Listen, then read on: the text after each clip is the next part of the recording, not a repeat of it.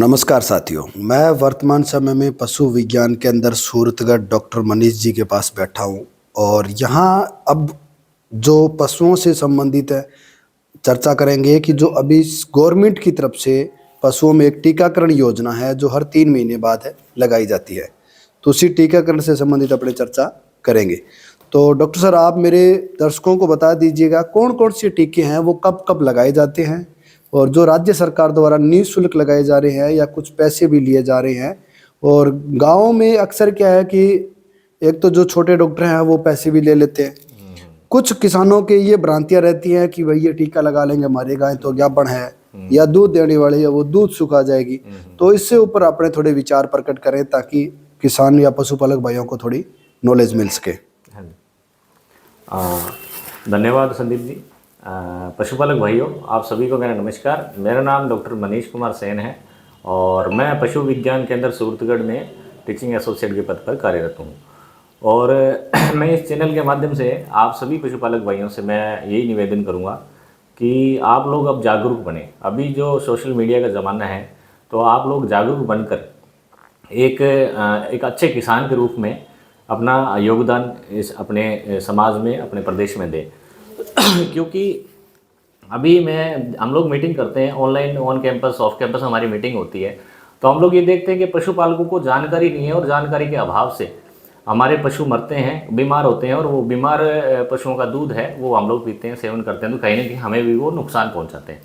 तो मेरा सभी पशुपालक भाइयों से ये निवेदन है कि अगर आप घर में अपने पशु रख रहे हो तो गाय, भैंस, भेड़, बकरी, बिल्ली, कुत्ता, कोई भी जानवर है तो उसका वैक्सीनेशन ज़रूर करवाएं, टीकाकरण ज़रूर करवाएं, टीके लगवाएं। उनके समय समय पर अलग अलग बीमारियों के अलग अलग टीके लगते हैं, उनका टीकाकरण कराना जरूरी है। क्योंकि पशुपालक भाइयों, पशु अगर हमारे घर में है तो वो कहीं ना कहीं डायरेक्टली इनडायरेक्टली हमारे संपर्क में आएगा। अगर मान लो कुत्ता है घर में तो कुत्ता हमारे बेड पे भी चढ़ जाता है, सोफे पे भी बैठ जाता है, कहीं ना कहीं हमारे संपर्क में रहता है, तो उसका भी टीकाकरण जरूरी है। अगर गाय भैंस है तो उसका हम दूध का सेवन करते हैं और पशु के बहुत सारी बीमारियां होती हैं, वो बीमारियों की वजह से कई बार तो पशुओं की डेथ भी हो जाती है और कई बार पशु कि मतलब दूध का उत्पादन कम हो जाता है, पशु खाना पीना छोड़ देता है, इस टाइप के सिम्टम आते हैं।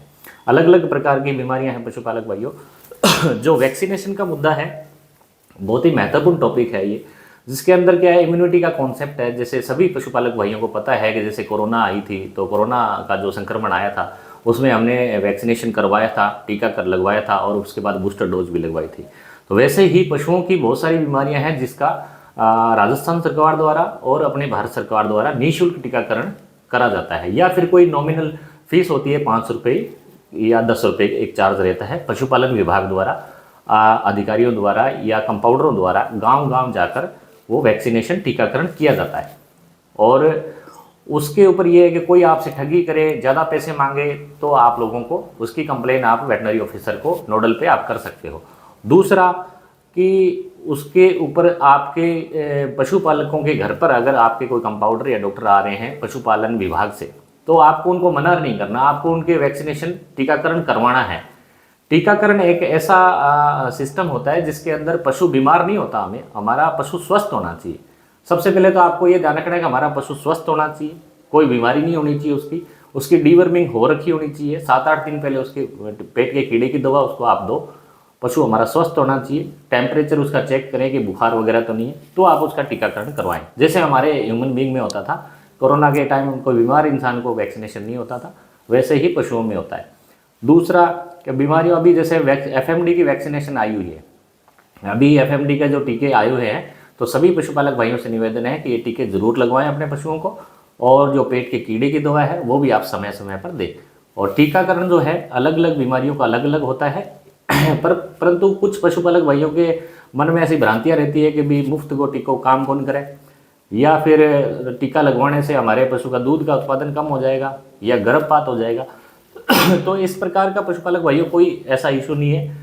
अगर सरकार टीके लगवा रही है तो इसके पीछे कहीं ना कहीं पशुपालक का फायदा है, और इस चीज़ को आप समझें, इसका महत्व को समझें। अगर आपके कोई डाउट है, आपको लगता है कि नहीं इससे संबंधित हमें जानकारी चाहिए, तो आप हमारे पशु विज्ञान केंद्र में ऑफिस में आकर संपर्क कर सकते हो।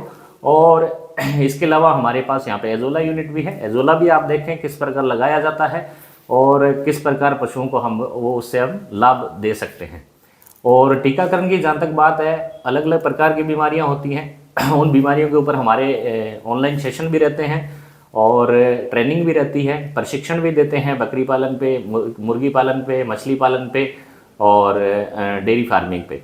उस समय हम सारी चीज़ें डिटेल से बताते हैं कि भी इन पशुओं में बीमारियों का किस प्रकार से हमें बचाव करना है और इनका क्या क्या शेड्यूल रहता है। अभी सर अपने बात करें तो आज लगभग 17 जनवरी है सर, 18 जनवरी के आसपास का समय है, तो इस टाइम अभी कौन सा टीकाकरण का समय चल रहा है? अभी देखिए पशुपालक भाइयों, एक इनका वैक्सीनेशन का शेड्यूल, अभी एफएमडी की वैक्सीन आई हुई है, तो मेरा सभी पशुपालक भाइयों से निवेदन है कि एफएमडी का वैक्सीनेशन करवाएं।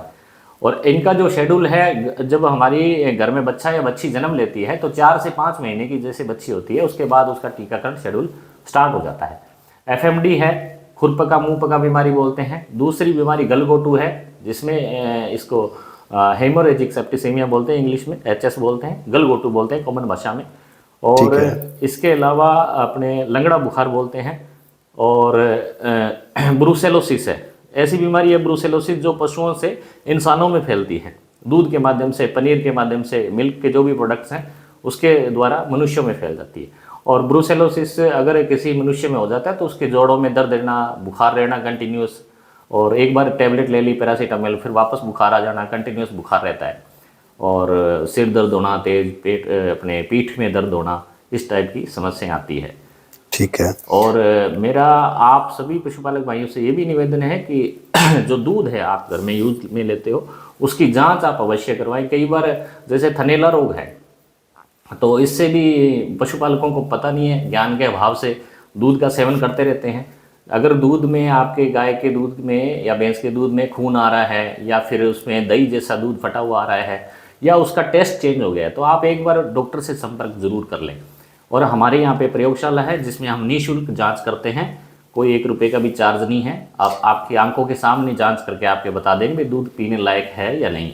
सर अपने यहाँ किस किस चीज़ की जांच होती है सूरतगढ़ में? जांच हमारे यहाँ पे दूध की होती है। दूध की हम 3 टाइप से जांच करते हैं। पहला तो पीएच स्ट्रिप से पीएच एग्जामिन करते हैं उसकी, क्योंकि दूध की जो नॉर्मल पीएच है 6.4 से लेकर 6.8 होती है।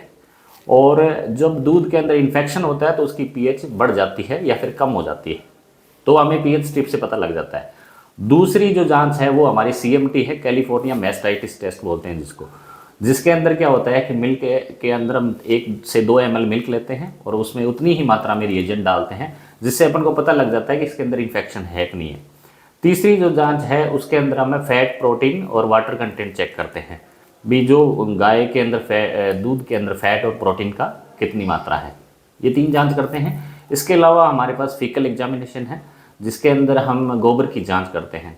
तो गोबर की जांच में हमें ये पता लगता है कि पशु कमज़ोर किस वजह से है, पेट में किस टाइप के कीड़े हैं, उसको किस प्रकार से हमें जो पेट के कीड़े की दवा है वो कैसे देनी है।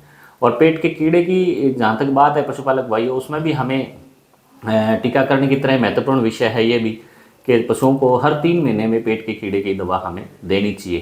क्योंकि पशुओं को क्या है कि पेट में कीड़े होते हैं। जब जैसे पशु चरता है तो छोटे छोटे जो कीड़े हैं उनके अंडे जो है वो पेट में चले जाते हैं पशुओं के, और वो अंडे फूट के फिर बड़े कीड़ों का रूप ले लेते हैं और पशु को नुकसान पहुंचाते हैं। जो पशु चारा बाटा खाता है प्रॉपर तरीके से पशु के शरीर को नहीं लगता और उससे पशुपालकों को नुकसान उसका उठाना पड़ता है। तो आशा करूंगा कि सारे मेरे जो दर्शक हैं वो इस चीज़ को समझ गए होंगे कि भाई आपको क्या करना है। और इस समय जो टीकाकरण का अभियान गाँव में चल रहा है, उन अभियान में आपको जो डॉक्टर्स या सरकारी टीम जो भी आपके यहाँ पहुँची है उनका सहयोग और सपोर्ट करना है। और आपको लाभ है इसका, न कि उन डॉक्टर्स को लाभ है। अगर कहीं डॉक्टर्स नहीं पहुँच पा रहे हैं, आपके गांव में नहीं आ रहे हैं, तो आप सूरतगढ़ पशु विज्ञान केंद्र से संपर्क कर सकते हैं और इनसे पूछ सकते हैं कि सर हमारे गांव में कैंप कब लगेगा या कब आएंगे। जो भी अपडेट लेनी है आपको लोकल क्षेत्र में तो आप ले सकते हैं। अगर यहाँ से बाहर आप कहीं मेरी वीडियो देख रहे हैं, दूर देख रहे हैं, तो अपने नज़दीक के क्षेत्र में कहीं पे भी नज़दीक के गवर्नमेंट हॉस्पिटल से संपर्क कर आप अधिक जानकारी ले सकते हैं। वीडियो अच्छी लगे तो शेयर जरूर करें। धन्यवाद।